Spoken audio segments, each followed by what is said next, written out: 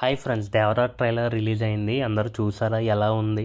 నాకెందుకో పాతఘట్టం మళ్ళీ రిపీట్ అవుతుందేమో అని ఎక్కడో చిన్నగా అనిపిస్తుంది. అది ఎందుకో కూడా మీకు చెప్తాను. రాజమౌళి గారితో ఎవరు సినిమా తీసినా కానీ అది సూపర్ హిట్ అయితే అవుతుంది. కాకపోతే దాని తర్వాత సినిమాలే ఖచ్చితంగా ఫ్లాప్ అవుతున్నాయి. దాని అనాలిసిస్ కూడా మనం ఇప్పుడు చూద్దాం. 2001లో స్టూడెంట్ నెంబర్ 1 వచ్చింది. అది ఇండస్ట్రీ హిట్ అప్పుడు. దాని తర్వాత సిబ్బు ఫ్లాప్ అయింది. Next Simhadri all time block buster, మళ్ళీ ఇండస్ట్రీ హిట్ని బ్రేక్ చేసింది. నెక్స్ట్ ఆంధ్రావాల ఫ్లాప్ అయిపోయింది బాగా. నెక్స్ట్ యమదొంగ, అది కూడా ఇండస్ట్రీ హిట్, మళ్ళీ కంట్రీ, అది కూడా ఫ్లాప్. సేమ్ రామ్ చరణ్ గారి విషయంలో కూడా ఇదే జరిగింది. Magadheera all time industry hit, అంతవరకు తెలుగులో అంత బడ్జెట్ ఏ సినిమాను కలెక్ట్ చేయలేదు. సినిమాను కూడా కలెక్ట్ చేయలేదు అంతవరకు. అంత పెద్ద హిట్ అయింది మగధీర. కానీ దాని తర్వాత రిలీజ్ అయిన ఆరెంజ్ ఏంటో మనందరికీ తెలిసిందే.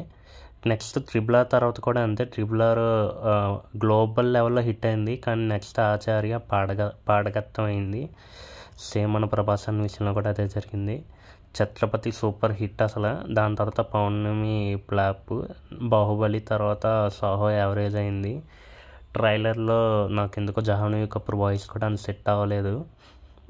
కొన్ని సీన్స్ బాగానే ఉన్నాయి కానీ కొన్ని ఎందుకో మళ్ళీ ఫాదర్ అండ్ సన్ ఏమో నాకు ఆంధ్ర వాళ్ళ గుర్తవుతుంది. ఏంటో మొత్తం నెగిటివ్ థాట్సే వస్తున్నాయి, ఎందుకో తెలియదు కానీ ట్రైలర్ చూడగానే. కానీ నేనైతే సినిమా హిట్ అవ్వాలని కోరుకుంటున్నాను. కొరటాల శివ గారికి ఇది కంబ్యాక్ అవ్వాలి. ఎన్టీఆర్ అన్న ఈ సినిమాతో గ్లోబల్ లెవెల్ని టచ్ చేయాలని నేనైతే మనస్ఫూర్తిగా కోరుకుంటున్నాను. ఈ రివ్యూ మీకు నచ్చితే నా ఛానల్ సబ్స్క్రైబ్ చేసుకోండి. అలాగే వీడియోని షేర్ కూడా చేయండి. Bye friends.